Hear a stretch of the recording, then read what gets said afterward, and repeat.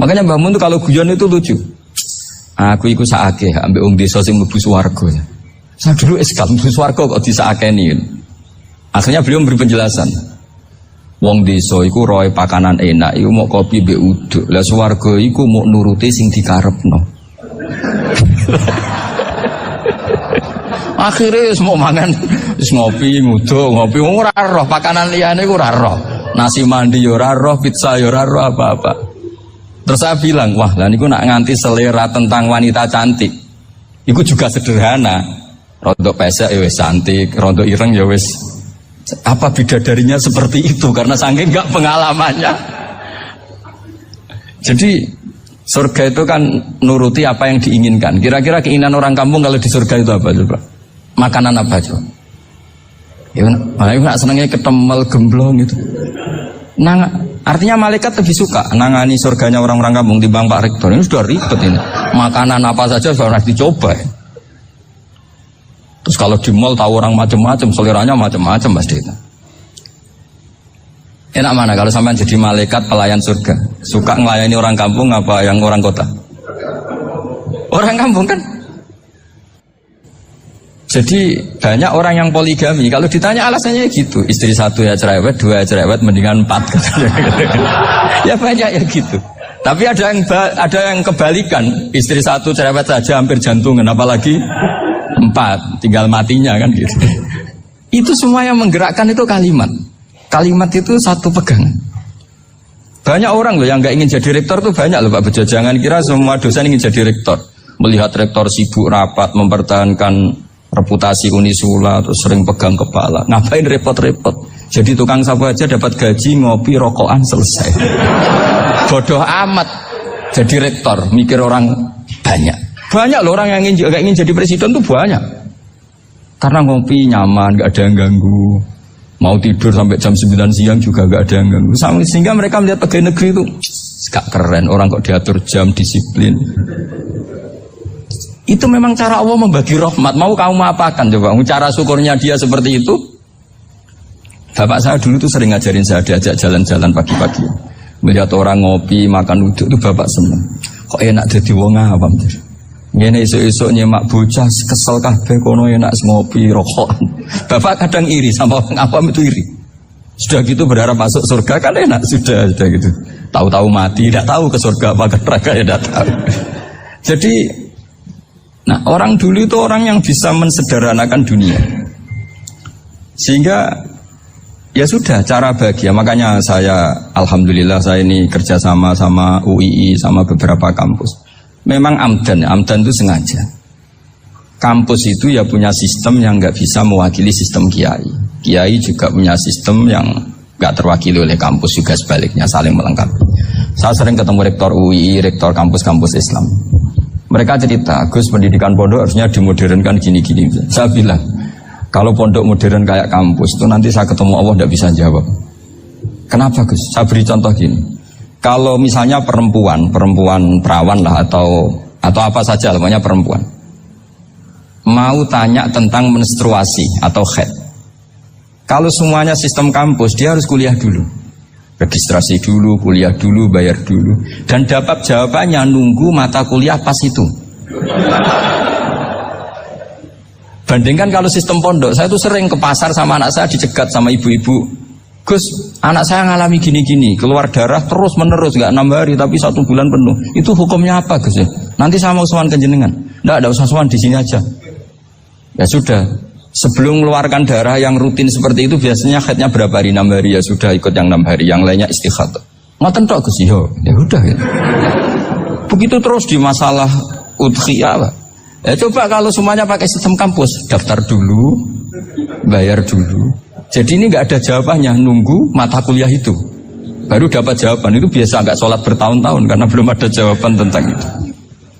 Nah itu kalau misalnya orang mati, tahunya cara apa memulasara jenazah itu nunggu kuliah dulu, pas mata pelajaran itu dulu, baru menangani orang mati. Berarti orang mati itu tergeledak semua. Tapi kalau kiai kan enggak. Kesini orang mati terbakar, kalau dimandiin malah badannya copot-copot, itu gimana hukumnya? Ini ada orang mati Gus Kendat, ini disolati apa enggak? Ada orang mati apa itu oplosan ya kan. Itu disolatin enggak? Saya sering ditanya gitu. Gak usah registrasi Pak Rektor. Gak usah registrasi, gak usah daftar, gak usah seminar.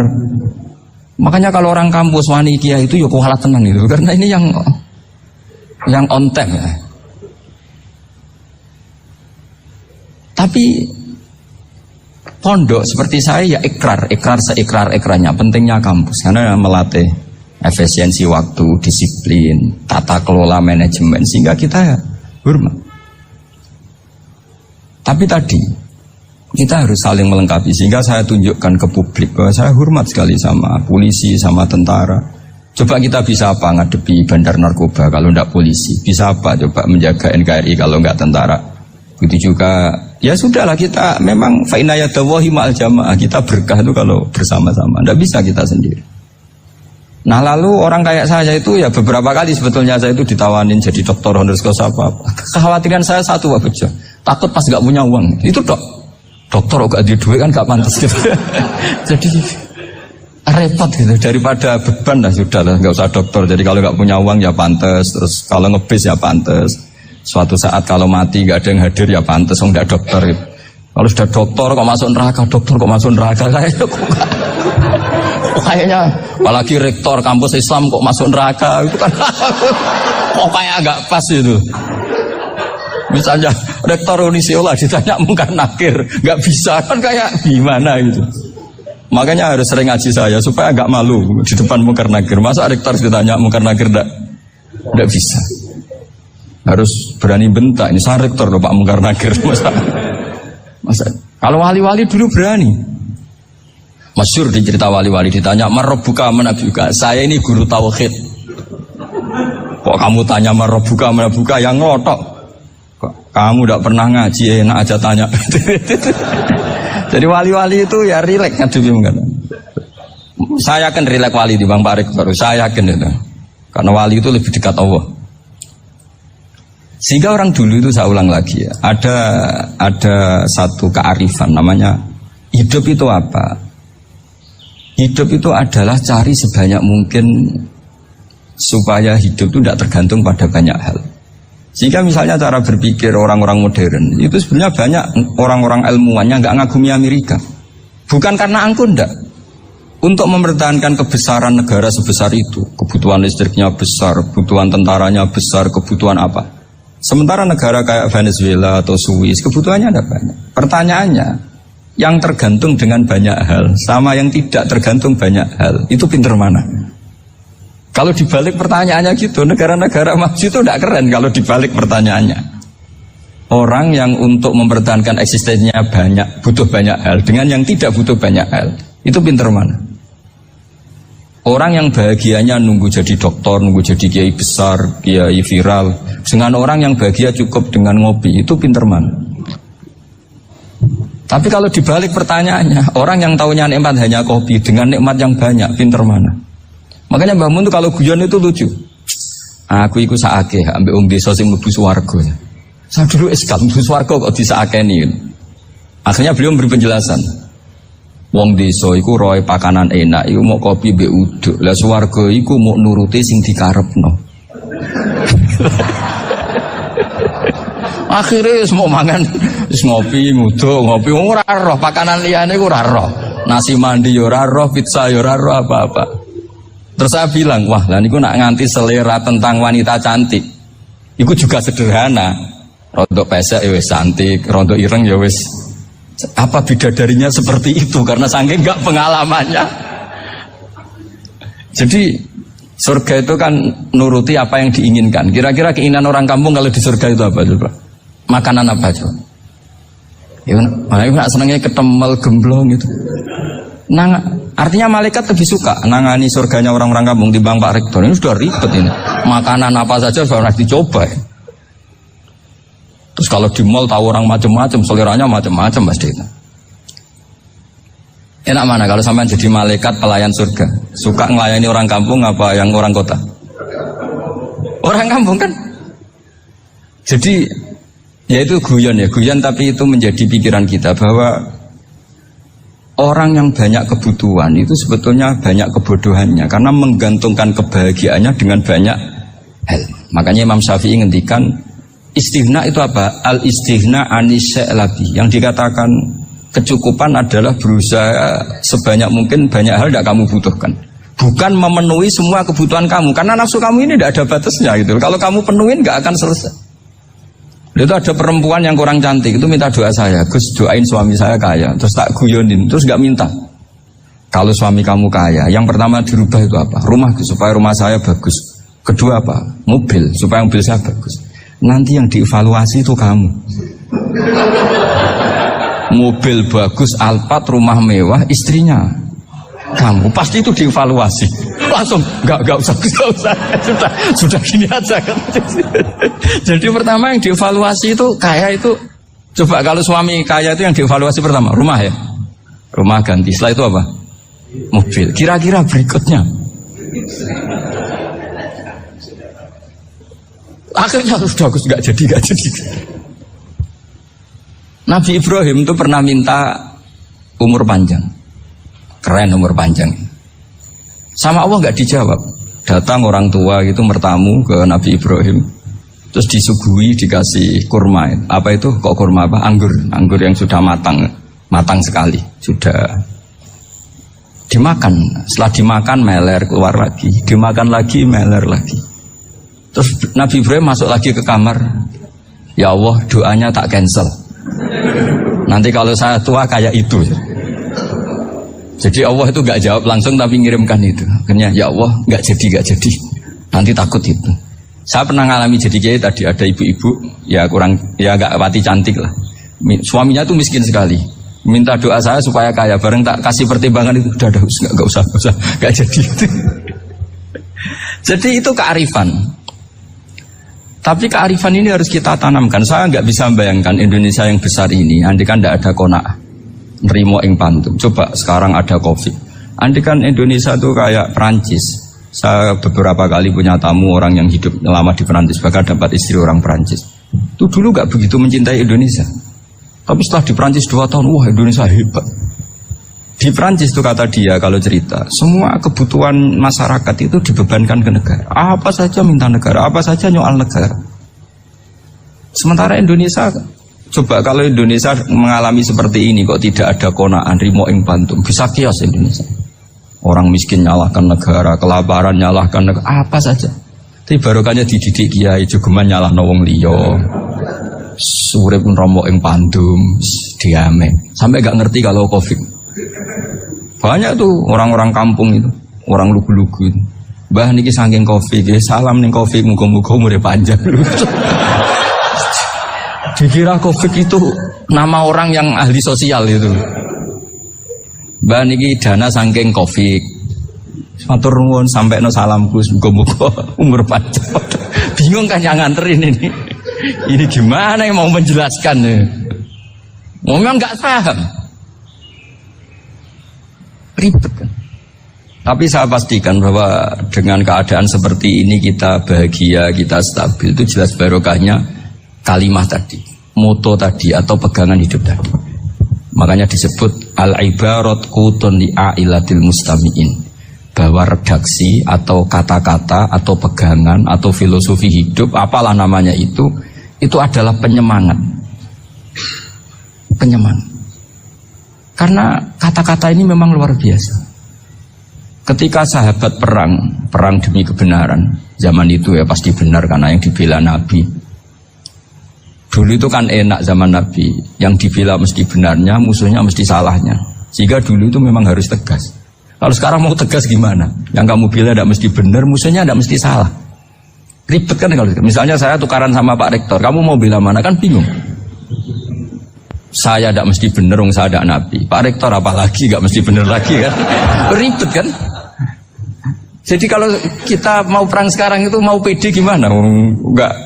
Makanya banyak ulama sekarang tuh mau tegas tuh gak berani karena ya banyak hal yang abu-abu lah wilayahnya. Misalnya pilihan presiden, atau pilihan bupati, pilihan menteri. Kamu mati-matian bela itu, yang kamu bela tidak mesti bener, musuh kamu tidak mesti salah.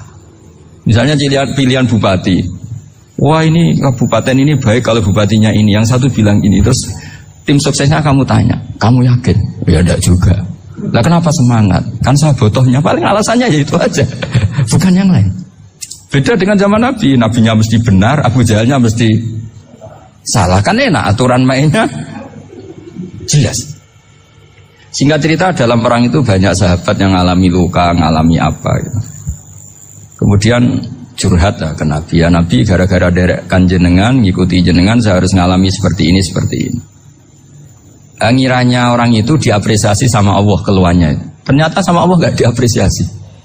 Malah diturunkan ayat intakunu ta'lamuna fa innahum ya'lamuna kama ta'lamun wa tarjuna minallah ma'ala yarjun. Kalau kamu sakit karena perang, orang-orang kafir itu ya sakit. Itu saja berani padahal demi kekafiran. Wa tarjuna minallah ma'ala yarjun. Padahal kamu punya nilai lebih, yaitu berharap kepada Allah yang mereka tidak punya. Saya jadi kiai itu ya kadang mangkel. Karena yang benci ya benci, yang seneng itu ngel-ngel loh kayak Pak Bejo. Jadi semuanya ribet. Nah iya, yang benci ya ganggu, yang seneng ya ganggu, tambah nemen. Seribet. Tapi kalau sudah ingat bandar narkoba, mereka berhadapan dengan polisi, kadang ditembak karena kesalahannya terlalu fatal. Antar persaingan mereka juga bisa tembak-tembakan karena merebut pasar narkoba. Itu saja mereka berani. Kok kita yang jadi kiai kadang dicium tangannya, dihormati gak berani, hanya takut apa ya, musibah-musibah kecil atau problem-problem kecil. Nah iya, kalau kita bandingannya gitu. Kalau kamu mau tahajud kedinginan, itu masih nanti dihisab Allah itu gitu. Maling ayam itu keluar malam-malam, hanya dapat ayam. Itu gak takut dingin. Ya gak takut digebuki masa. Kamu mau tahajud saja takut dingin. Makanya nanti hisabnya orang soleh itu nanti dijajarkan orang dolim. Terus diperbandingkan. Wah itu habis kamu kalau itu. Jadi misalnya Unisola mau rapat, tapi ini malam, kalau malam dingin nanti saya masuk angin. Anak-anak pang di perapatan aja berani kamu. Kalau sudah perbandingannya gitu tuh ribet kita nanti. Makanya itu kalimat itu moto atau filosofi hidup. Sehingga diulang lagi nasihat itu. Iyam saskum korhun fakodu masal koma korhum mislu. Kalau kamu kena luka, orang-orang yang nggak benar juga akan kena luka. Itu aja berani demi ketidakbenaran. Masa kamu demi kebenaran nggak berani? Akhirnya orang itu, ya itu kalimat, itu heroik. Makanya kita ini penting ya. Makanya tadi himne Unisula dimulai kalimat-kalimat thayyibah. Karena kalimat ini yang menjaga kita, kalimat ini. Misalnya tentang Tuhan. Kenapa orang Islam imannya kokoh seperti ini, termasuk yang sudah hidup di Amerika, di Australia, di mana-mana. Itu ya barokahnya ajaran atau barokahnya kalimah. Saya sebut kalimah saya pakai bahasa santri. Karena la ilaha illallah itu dalam tradisi santri disebut kalimatu haqqin alaiha nahya wa alaiha namut wa alaiha nub'ats. Ada yang riwayat wa biha nub'ats insyaallah taala minal aminin. Kenapa mereka di mana-mana meskipun sekolah di Amerika, di Australia, bahkan di Uni Soviet tetap mukmin? Itu barokahnya ajaran yang benar. Allah itu siapa? Tuhan. Tuhan itu sifat dasarnya apa? Awal. Dia harus wujud awal sebelum makhluk yang lain. Sehingga ketika ada negara yang maju, yang tertib, manajemennya tertib, masyarakatnya makmur, tapi punya Tuhan yang tidak seperti itu, tidak awal, itu sudah gak nyaman. Karena ndaklah keren Tuhan saya, karena Tuhan saya itu al-awwal, zat yang pertama. Tuhan saya keren lah, zat yang gak mati. Tuhan yang gak mati, yang gak pernah ngalami kematian. Sehingga tontonan atau yang dilihat kenikmatan-kenikmatan yang lain ini tidak mengubah dia pendirian tentang Tuhan. Karena mantapnya satu kalimat tadi, bahwa Tuhan itu ya harus satu, harus awal, harus tidak mati, tidak rusak, tidak ngalami apa-apa yang membahayakan. Sehingga ketika ditawarin Tuhan yang lain, meskipun menjanjikan secara finansial atau kemakmuran, mereka gak tertarik. Itu coba, itu barokahnya makmur apa barokahnya ajaran? Barokahnya ajaran. Sering negara Islam itu kalah makmur dengan mereka, tapi barokahnya ajaran ini tetap apa? Tetap Islam. Makanya Nabi Ibrahim, Nabi yang sukses bikin waja'alaha kalimatam baqiyatan fi aqibi. Sehingga kita ini bukti sama orang tua misalnya, itu ya karena ajaran. Suwargamu itu karek wong tuamu. Nak wong tuamu ridho, Allah ridho. Nak ora ridho, Allah ora ridho. Ridho wa fi ridhol walidain wa sakhatu wa sukhtu wa fi sakhatil. Sehingga ketika ada orang tua yang agak brengsek gitu, anak-anak tetap hormat. Punya orang tua yang miskin, yang sudah miskin, tukang tombok nomor, banyak kan di kampung gitu. Ya tetap hormat. Coba kalau dari awal kita ngajari orang tua kamu hormati, ya kalau baik, kalau tidak ada usah. Bisa geger Indonesia. Tapi barokahnya ajaran-ajaran itu Indonesia tertib karena ada ajaran. Nah ini di sini pesantren dan Unisula semua harus berkontribusi membuat ajaran yang benar itu adalah ciri utama Islam. Sehingga Islam ini dimulai dengan ajaran kalimatu haqqin alaiha nahya wa alaiha namut. Sehingga kita tenang seperti ini. Saya ini termasuk kiai yang tenang. Meskipun kata orang banyak saya ini kiai besar, tapi termasuk kiai yang paling tenang. Termasuk yang paling tenang. Karena saya ini pakai mazhab orang-orang hebat. Saya berkali-kali cerita, orang kayak Imam Syafi'i itu orang yang luar biasa. Saya berkali-kali cerita, orang yang tadi nyium tangan kamu ya Imam Syafi'i, di belakang tuh ngerasani kamu, menghujat kamu. Jawabannya enak saja. Berarti saya alhamdulillah orang yang wibawa. Buktinya di depan saya nggak berani. Jadi enteng saja. Diceritain sebagian kampung, sebagian separuh dari warga kamu itu nggak suka kamu. Ya bagus lah nggak suka saya, nggak akan utang duit saya. Di mana-mana orang utang itu karena teman dekat. Kalau nggak seneng pasti minimal nggak utang, nggak pinjam mobil, nggak pinjam apa. Berkah mana yang seneng sama yang gede? Jadi dianggap enteng saja. Semua yang dialamin dianggap enteng saja. Misalnya punya istri pemarah, ya baguslah marahin suami. Kalau marahin tonggo malah ribet. Jadi kau harus terima kasih kalau dimarahin istri. Baguslah marahin saya mah, kalau marahin tonggo ribet. Jadi enteng saja. Tapi kita sekarang itu karena nafsu ya, sehingga menghadapi hidup ini ribet. Ulama dulu kalau mau mati itu senengnya bukan main. Sudah lama saya ini ingin gak maksiat. Kayaknya gak maksiat paling efektif itu mati. Ya tidak apa-apa Gusti, kalau sebaiknya mati ya mati aja. Enteng saja. Jadi melihat kematian itu akhir dari segala keburukan atau potensi keburukan. Apapun baik kita sekarang, suatu saat mungkin kita gak baik. Yang bisa menghentikan ketidakbaikan atau potensi ketidakbaikan itu apa coba? Mati kan? Berarti mati itu mengerikan apa menyenangkan? Mesti kamu tidak berani menjawab. Meskipun secara ilmu kamu berani, tapi secara rasa agak berani kan? Saya ulang lagi ya. Yang bisa menghentikan keburukan atau potensi keburukan itu apa coba? Apa? Kematian. Berarti kematian itu menyenangkan atau menyusahkan? Apapun kamu tidak berani jawab karena kamu agak-agak duniawi itu kelihatannya. Tapi secara ilmu, kamu tahu kan kalau mati itu tidak buruk-buruk banget. Karena apa? Itu akhir dari segala keburukan. Sehingga Nabi ngajarkan kalimat itu begitu luar biasa. Allahumma ahyini maka natil hayatu khairan li wa tawaffani maka natil wafatu khairan li. Nabi melihat dunia itu begitu indah. Ya Allah, kalau saya ini hidup, anggap saja hidup ini ziyadatan li fi kulli khairin, menjadi modal saya menambah segala kebaikan. Jika suatu saat saya mati, anggap mawon rohatan li min kulli syarrin, itu akhir dari segala keburukan saya. Sehingga mati hidup ya baik karena di situ kita bisa berkontribusi, beramal soleh. Mati juga baik karena mengakhiri segala keburukan. Nabi nate ngendikan lagi, ajaban li amril mu'mini inna amrahu kullahu khair. Orang mukmin itu mengagumkan, semuanya baik. In asobathu na'ma syakara fakana khairan lah. Kalau baru dapat nikmat, dia syukur, maka itu baik. Wa in asobatu dharra sabara. Kalau dapat masalah mereka sabar, itu juga baik. Jika orang mukmin dua sisinya pasti baik. Itu juga kalimat, maksudnya moto atau pegangan hidup. Nah berikut ini saya beri contoh, ini kenangan saya, ini contoh terakhir. Masalah jadi orang terkenal maupun tidak. Di sini dicontohkan Imam Ghazali di halaman 367 di kitab saya 367, juznya 3 di kitab Ihya Ulumuddin. Di sini beliau cerita betapa untuk menjaga ikhlas sebaiknya orang itu tidak terkenal, tidak syuhrah, tidak terkenal. Oke, itu kita sepakat ya, karena kalau terkenal mungkin orang dipaksa publik dengan tanda kutip untuk selalu berbuat baik, tapi karena jaim lah, jaga image atau apa.